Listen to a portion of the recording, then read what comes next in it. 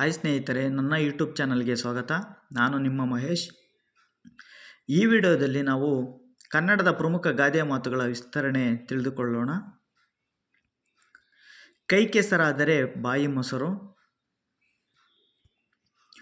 ವೇದ ಸುಳ್ಳಾದರೂ ಗಾದೆ ಸುಳ್ಳಲ್ಲ. ಗಾದೆ ವೇದಕ್ಕೆ ಸಮ. ಹಿರಿಯರ ಅನುಭವದ ನುಡಿಮುತ್ತುಗಳೇ ಗಾದೆ ಮಾತುಗಳು. ಈ ಗಾದೆಯು ಕೆಲಸದ ಮಹತ್ವವನ್ನು ತಿಳಿಸುತ್ತದೆ. 12ನೇ ಶತಮಾನದ ಬಸವಣ್ಣನವರು ಕಾಯಕವೇ ಕೈಲಾಸ ಎಂದು ಹೇಳಿದರು.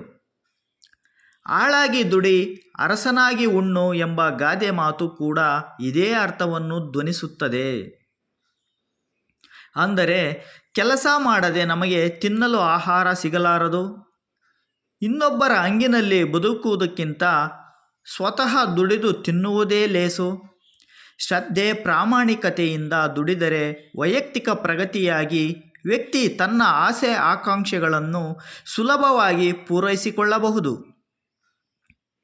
ಸೋಮಾರಿಯಾಗಿ ಸುಮ್ಮನೆ ಕುಳಿತುಕೊಳ್ಳಬಾರದು. ಯಾವುದಾದರೊಂದು ಕೆಲಸ ಮಾಡುವುದರಿಂದ ನಮ್ಮ ಹೊಟ್ಟೆ ತುಂಬುತ್ತದೆ. ನಮ್ಮ ಬಾಯಿ ಮೊಸರಿನ ರುಚಿ ನೋಡುವಂತಾಗುತ್ತದೆ.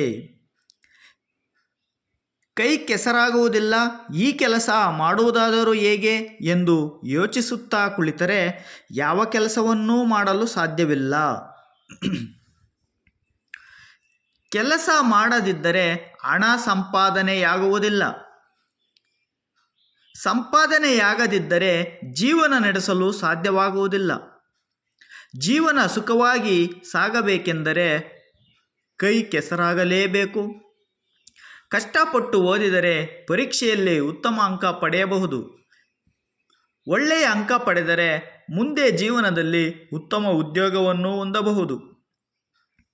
ನೆಮ್ಮದಿಯಿಂದ ಜೀವನವನ್ನು ಸಾಗಿಸಬಹುದು. ಆದ್ದರಿಂದ ಕೈ ಕೆಸರಾದರೆ ಬಾಯಿ ಮೊಸರು ಎಂಬುದು ನಾವು ಅರಿತುಕೊಳ್ಳಬೇಕು. ಸ್ನೇಹಿತರೆ, ಈ ವಿಡಿಯೋ ನಿಮಗೆ ಇಷ್ಟ ಆಗಿದ್ದರೆ ದಯವಿಟ್ಟು ನನ್ನ ಚಾನಲನ್ನು ಸಬ್ಸ್ಕ್ರೈಬ್ ಮಾಡಿ, ಲೈಕ್ ಮಾಡಿ, ಶೇರ್ ಮಾಡಿ.